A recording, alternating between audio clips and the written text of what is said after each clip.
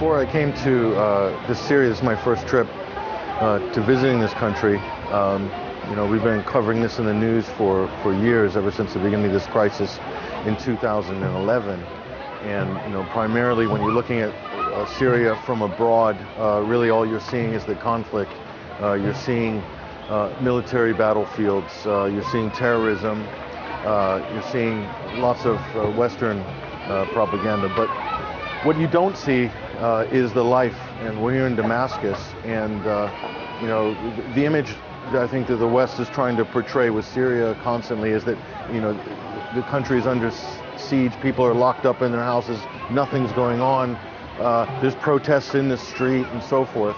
And when you come here to Damascus, I was just completely surprised, although I wasn't surprised, but just to see it with your own eyes, that this is a bustling city. A few million people are going to work every day, business is happening, families are going there, they're taking their kids to school, people are shopping. We're here in a really busy district, lots of families here on a Friday in the afternoon. This is the side of Syria, the side of life in a city like Damascus. I don't think most Westerners will never see, hardly ever see. This isn't the sort of thing that makes for a good narrative right now, especially in the United States and in countries like Britain and France. What they want to do is characterize Syria as an angry population that's desperate to overthrow their evil government and so forth. And when you come here, you realize very quickly, at least for me after a few weeks, nothing could be further from the truth. Okay, so what I've witnessed driving the length and breadth of this country is that this is an incredibly diverse country, ethnically very diverse, religiously incredibly diverse. It's probably the most diverse country religiously in the whole of the Middle East. In fact, it is. And so you have a number of different people of ethnic origins, religious origins, all together in cities, multi-ethnic, multi-religious. Every town, every city in Syria, even the smallest Christian village has a Muslim population, and vice versa. Predominantly Muslim cities will have a very thriving Christian population of many different sects. So everybody is really together here in Syria, and as much as I think the West likes to impose a sectarian narrative on this country, that's not what you see when you come here. And I think that might be true in other countries in the region, and that might be a result of conflict and war.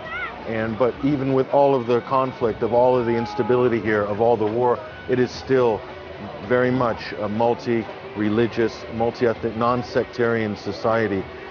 Any sectarian issues are really exacerbated by Western foreign policies and by the Western media for Western audiences. It doesn't mean as much for Syrians here. This idea of sectarianism that's really pushed very hard, especially by politicians and media persons in the United States. So, but for the average Syrian, what's more important is life, is family life, is working life, is industry, creating things. This has an incredible manufacturing sector here, an incredible industrial sector that has been hit very hard by this war. Terrorists have targeted businesses specifically, industries, large and small, especially look at a city like Aleppo. You add that with sanctions, economic sanctions on this country, and it's really being suffocated economically despite this, despite all of the adversity, despite all of the instability in many parts of this country. People are still forging ahead with their day-to-day life, trying to make their businesses begin again. This is what we're seeing here, especially right now at this time this year. Recently, Aleppo has been liberated. That was a huge, huge moment, a huge victory.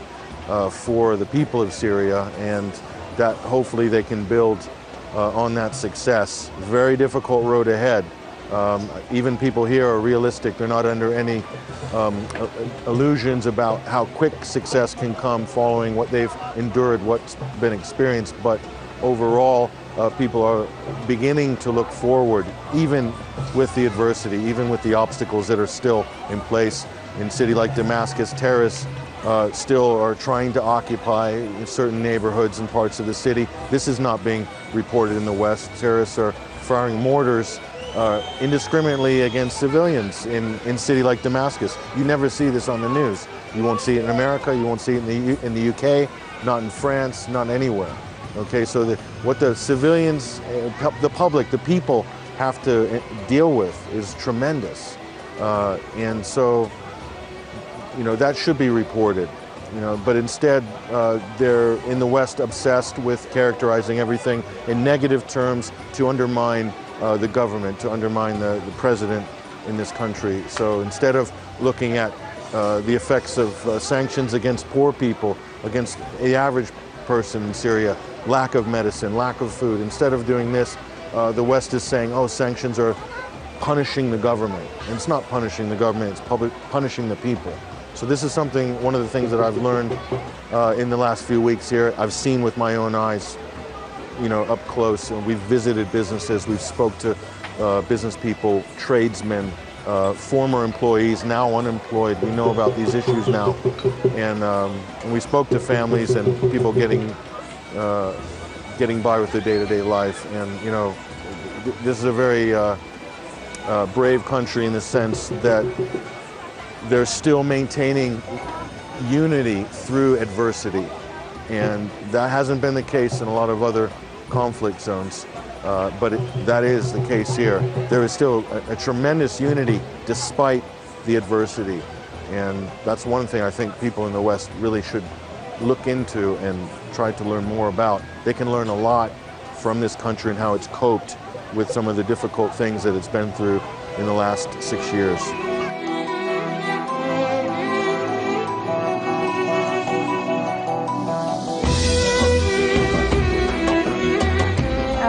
I came for the first time to Syria in July 2016 with the US Peace Council on an initial fact-finding mission.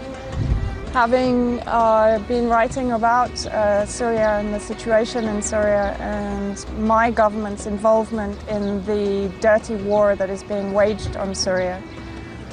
So this was my first visit in July 2016 to Syria, to be here in person. In August 2016, I came back for 1 month as an independent journalist. And then again in December 2016, to witness the liberation of Aleppo by the Syrian Arab Army and its allies, the freeing of the districts of eastern Aleppo from terrorist occupation, extremist occupation, Nusra Front, Al-Qaeda-led occupation for 4.5 years. And now I'm back again in April, May 2017, and we're here in Damascus. And I think the one thing that I want everybody to try and understand in the West, I've been now to many areas of Syria, to many cities that have been affected by this war. A war that is not a civil war, a war that is basically a war that is being waged against these people by external forces, effectively NATO state governments, the United States, the UK, the EU, Turkey, the Gulf states, Saudi Arabia, Qatar, Israel, and their allies in Australia, New Zealand, across the world. And why is this war being waged? It's not being waged for the benefit of the Syrian people or to support a revolution that is in reality a myth that was fabricated by the same governments that are trying to destabilize this country.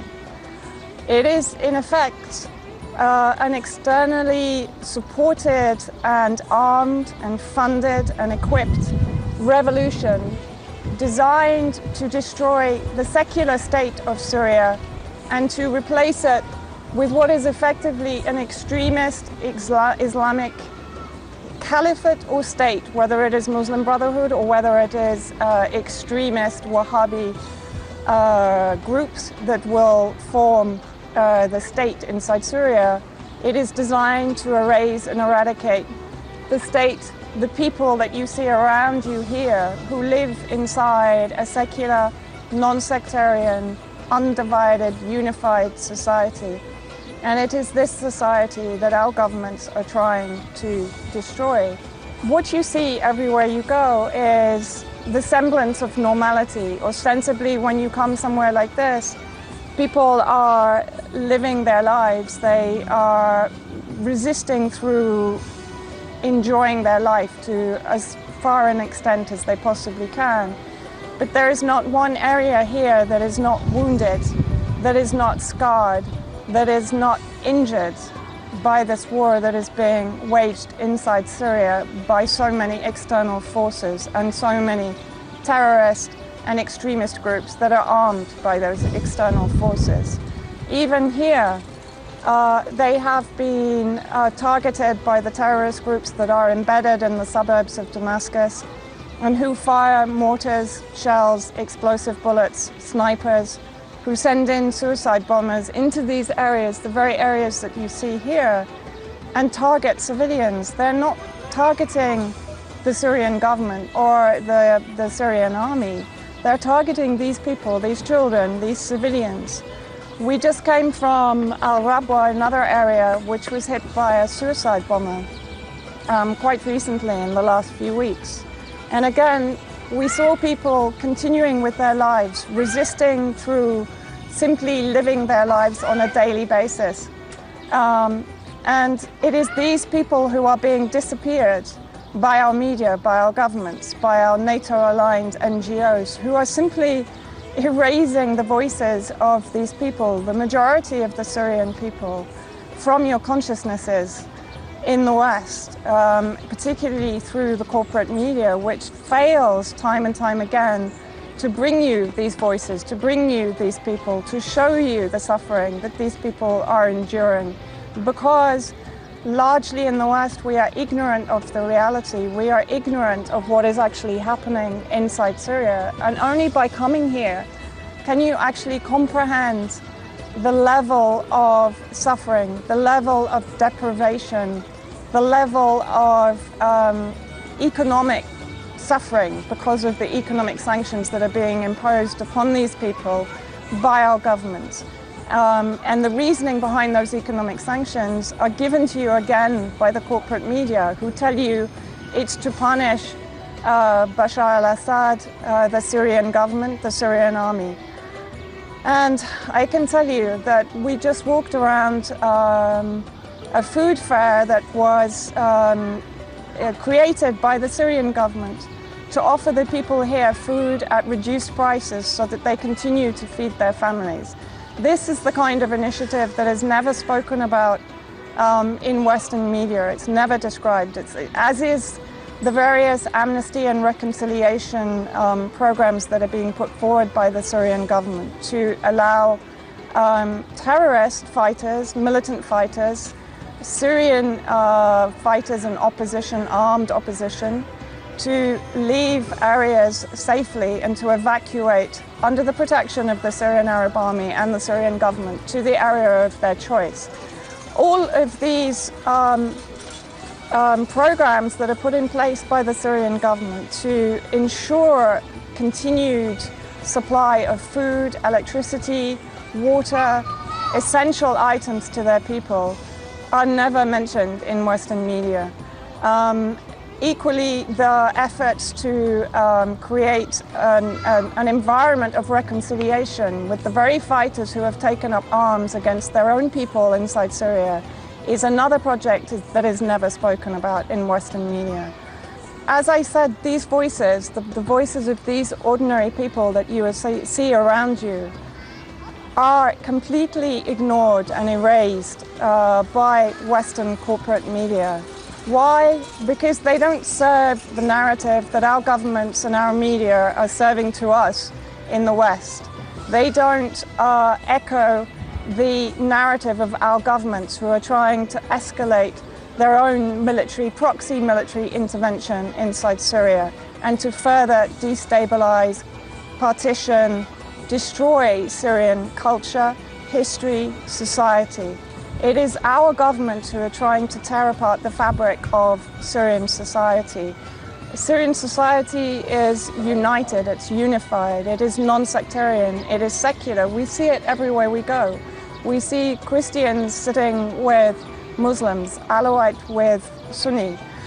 In fact, you would never even know which sect that people belong to because it's not spoken about here. It's only spoken about externally to Syria. It's another narrative that is being imposed upon Syrians that did not exist before this conflict began in 2011. Syria is under attack by media terrorism, by economic terrorism, and by military terrorism. And each of those forms of terrorism have been created, incubated, engineered, funded, armed, equipped, and put in place by our governments in the West. And it is this that we should all be protesting against. There are only solutions between Syrians. There is no conflict between the Syrian people. What is needed is for the economic sanctions to be lifted, for our governments to stop funding and arming terrorism inside Syria, and for us to allow the Syrian people, the Syrian state, the Syrian army to resolve its own differences and to move forward, to heal, to progress, and to repair the damage that has been done everywhere by our governments.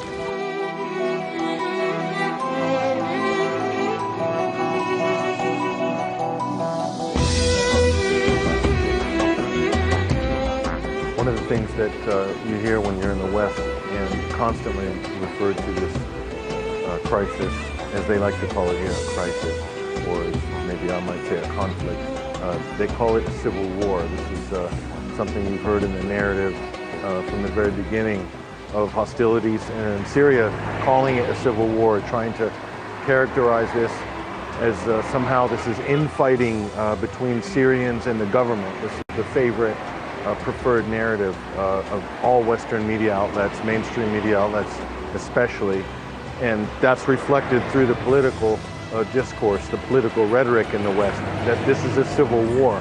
And one of the reasons why they're so obsessed in the West with characterizing it with civil war, because in this way, Western politicians backed by Western media outlets can characterize this as a government that is illegitimate. Okay, so this is the people through the Arab Spring. So this is how the story goes. Through the Arab Spring in 2011, they rose up and they want freedom and democracy. Okay, and that this is a civil war. After traveling throughout Syria, we've seen some, pretty shocking things. We've seen a lot of damage. We've seen a lot of suffering. We've seen a lot of people whose lives have been completely destroyed. And the communities that we visited, whether it's in Aleppo, East Aleppo, and also things that we've seen here in Damascus as well, and also even in Homs, time and time again, what Syrians have told us, what residents have told us on the street, random people have told us that this has been overwhelmingly a foreign invasion, that terrorists have come from the outside, from hundreds of countries. Maybe, 130 different countries where foreign terrorists or foreign mercenaries have come from, have effectively invaded Syria, especially on the fringes. Yes, there are extremists in Syria that we've learned about, and that people have from communities, extremists within communities have been encouraged to join terrorists who have created a lot of havoc and violence in communities throughout Syria. But overwhelmingly, the leaders of all of these factions, al-Nusra or many others, especially in Aleppo, leaders of these factions of terrorism coming from Chechnya, Uzbekistan, Uyghurs from Western China, from Kosovo, from Saudi Arabia, from all these different countries. So, overwhelmingly, in effect, a foreign invasion. So to characterize it as a civil war is completely inaccurate. On top of this, the other point is, if it was a civil war, then what the West called a rebel should have put forward some proposition as to some alternative to the current government structure or policies. And in fact, none of that at any stage, to my knowledge anyway, has ever been presented by what the West like to call the opposition. And so, if it's a political opposition, they can't be holding guns to the head of the people. That's not a political opposition, not by any other country's measurement or metric. But for some reason, the West feels that that's a legitimate characterization of the situation here in Syria, that somehow it's okay for terrorists to hold their guns to the heads of the people, hold their guns to the government, and to get the change they want. Somehow that's seen as a legitimate narrative in the West. And so anybody, whether they're in politics, whether they're in academia, whether they're in media, and any sort of intellectual, this is just a ridiculous proposition. For anybody in the West, it would be ridiculous, but for some reason, it's okay for Syria. It's okay to impose that narrative, as inaccurate as it is, to try to impose it on Syria in order to demonize the government here. And what we found overwhelmingly traveling end to end to this country over the last month is that the overwhelming majority of people in Syria support the government. They might not agree with everything that the government has done in the past or has to say, but they overwhelmingly support this government and they are behind this president. We've seen this throughout the country. So, in other words, what the Western audiences are seeing from their media from Syria is almost 0% accurate. It's maybe 1% accurate, 99% completely fabricated, totally inaccurate, and that's why Westerners are completely misinformed about the true status of this conflict. And this is also prolonging the war. This war, in my opinion and many others, if it wasn't for the Western media completely brainwashing effectively the population, lying to them about what's really happening in Syria, this war could have finished much earlier. But this sort of propaganda from the West has given extremists, terrorists, has given them a new lease to prolong hostilities in this country.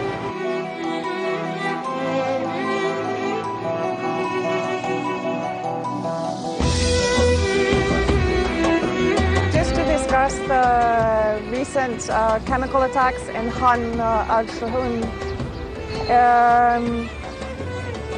It's, again, we're seeing the use of this propaganda device to demonize the Syrian government and the Syrian army, and to further the narrative that they are attacking their own civilians. My point would be, when I was in East Aleppo and I witnessed the emerging of the Syrian civilians from under their imprisonment for almost 4.5–5 years under the Nusra Front, Al-Qaeda-led occupation and imprisonment.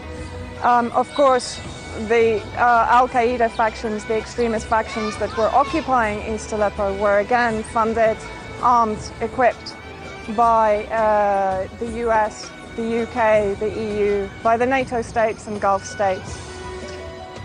And we had seen during my time in Syria, in effect, chemical attacks from the east, from the terrorist factions, into West Aleppo, particularly on the 2nd of August. I arrived just after that attack, when in fact one of the Syria Civil Defense, the real Syria Civil Defense, had been killed in a chemical attack because they didn't have the gas masks to be able to deal with it because of the economic sanctions imposed upon them by the West. We know also from various journalists inside Turkey that Turkey has been supplying the ingredients to the terrorist factions to make chemical weapons. We know from previous information received from redacted files of conversations between Elliot Higgins, who was then Brown Moses, and Matthew Van Dyke, another American agent that had also been inside Libya. We know from conversations between these two agents or operatives that in 2012-2013, the terrorists, in effect, had the ability to make chemical weapons. So we also know from the OPCW that they had divested Syria of 95% of its chemical weapon capability. And in 2013, we actually had an attack against the Syrian Arab Army and civilians in Han al-Asal in March 2013. The UN took a number of months to actually react to that chemical weapon attack and to come to Damascus. The day they came to Damascus to investigate the Khan al-Asal chemical attack was when the Ghouta chemical attack was carried out. So we're expected to believe that the Syrian government, who had put in a report of a terrorist chemical weapon attack in March 2013, would commit a chemical weapon attack against its own people on the day that the inspectors arrived in Damascus. And then in Khan Shaykhun, we are expected to believe that the Syrian government has again attacked its own civilians with chemical weapons. If we look at this situation, Khan Shaykhun is in the hands of Nusra Front and the various other extremist and militant factions.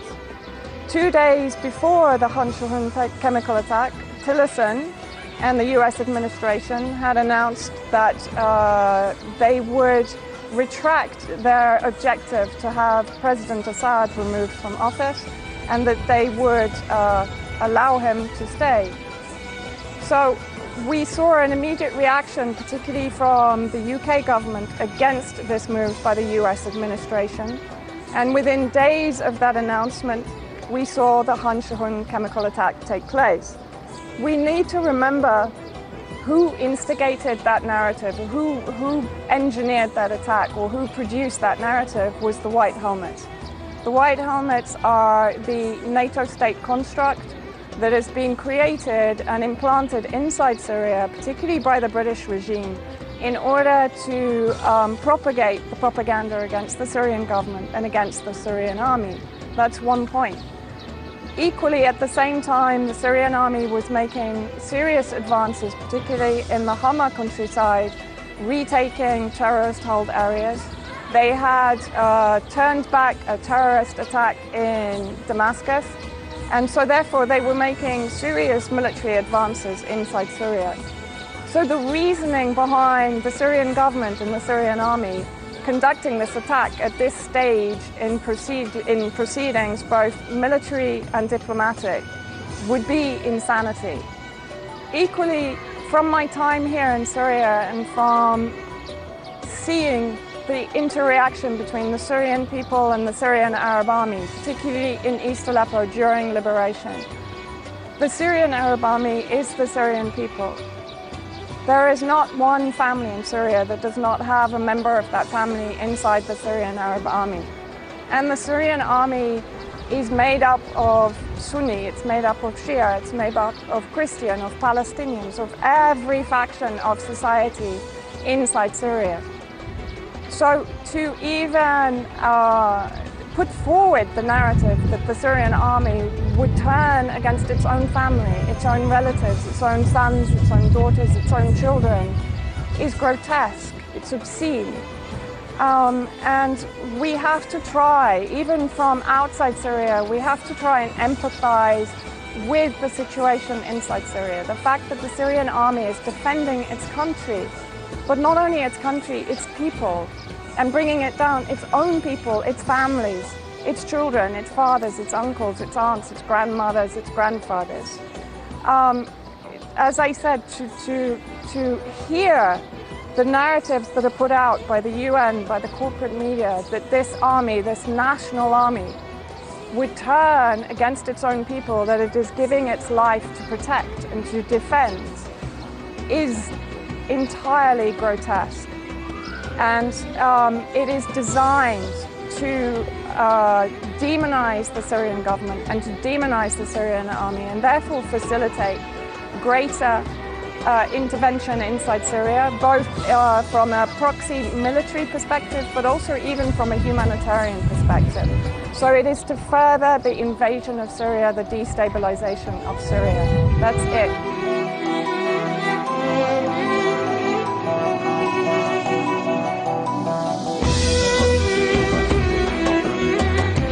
نحن بنحب سوريا، نحن أطفال سوريا، بدنا نرجع السلام، بدنا نرجع لوطننا، بدنا نوقف الحرب، بدنا نرجع لمدارسنا. نحن أطفال سوريا بنحب سوريا، ما بنحب الحرب، بنحب نضل باستقرار.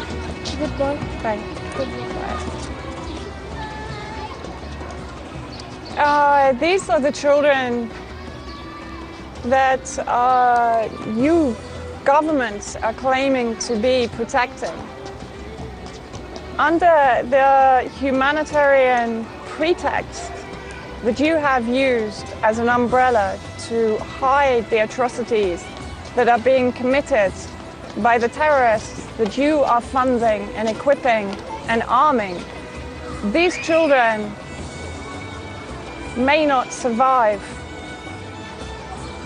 inside Syria. We saw the massacre of 116 children in Rashdin. Your media, the CNN, described it as a hiccup. The Telegraph described their deaths as the deaths of government supporters. This narrative would not exist had you not instructed the media to carry this narrative. And yet, you tell us in the West that you are doing what you are doing for the protection of the Syrian people. These people are protected. They're protected by the Syrian government. They are protected by the Syrian army. They are protected by their own families, by their own people, by their own culture, by their own society. Before you decided to intervene in this country, they had no need for protection. The revolution is a myth. It is a myth that you created in order to further your geopolitical agenda and objectives inside Syria. It is a myth that was created because the elected president of this country said no to you on numerous occasions and did not comply with your objectives and your geopolitical targets for this area, and did not agree with or did not support the allies that you have, the despotic, tyrannical allies that you have in Saudi Arabia and in Israel, that are guilty for the genocide that is being conducted in Yemen and the ethnic cleansing of Palestine. Those are your allies, and those are the allies that you protect by destroying Syria.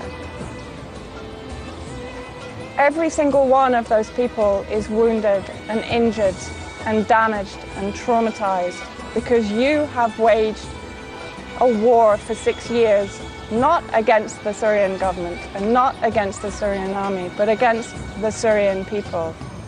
And you tell us again and again that it is to protect these people.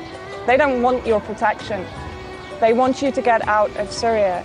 They want you to stop arming and funding and equipping the terrorists, every single faction of extremist groups that is committing daily atrocities, mass murder, massacre, and ethnic cleansing of these people.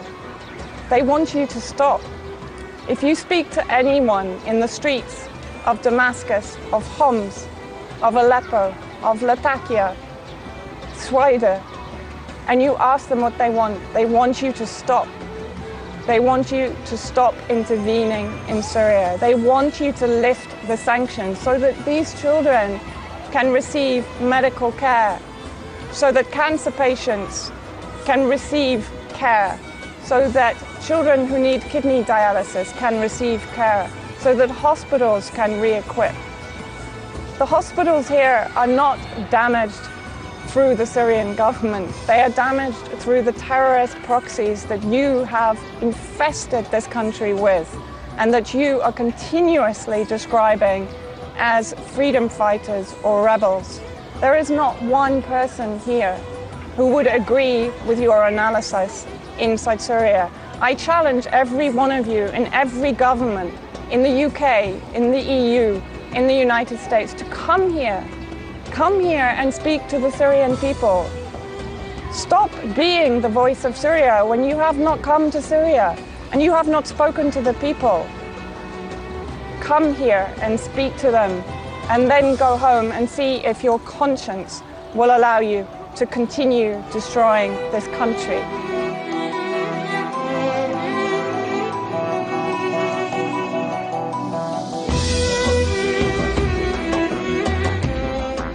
If I had one message to the government in Washington, first message is to the U.S., to Europe, sanctions against Syria that's meant to punish the government.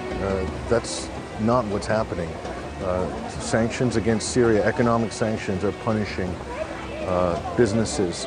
They're causing unemployment. They're keeping people from getting medicine, from getting food. It's punishing the poorest people in this country. That's the number one message. And the other message is there is no basis for having no diplomatic relations with the country of Syria. What is the reason exactly? Is it media reports from the West that the government has done this or that or is killing its own people? What is the basis of it? When you actually investigate all of these claims and you look into each of these situations, you'll find that the reality has been completely mischaracterized by Western media, and that's what's driving Western policy. Is based on misinformation and disinformation about what's happening in Syria, what's actually going on here. And until political leaders in the U.S. and similar countries can honestly look at events, look at actual evidence, look at the forensics of all these things that have been blown up and out of proportion in the media and completely mischaracterized, then there's no way you can formulate coherent, rational policy with regards to what sort of diplomatic relations you're having with a country like Syria. Right now, zero communication between the West and Syria, zero diplomacy. That has to end. They need to come together, and you need to talk. The ministers of both countries need to talk. The United States needs to talk to Mr. Jafari in the UN. You need to have a dialogue. That is the most important thing going forward. That has to happen for things to improve.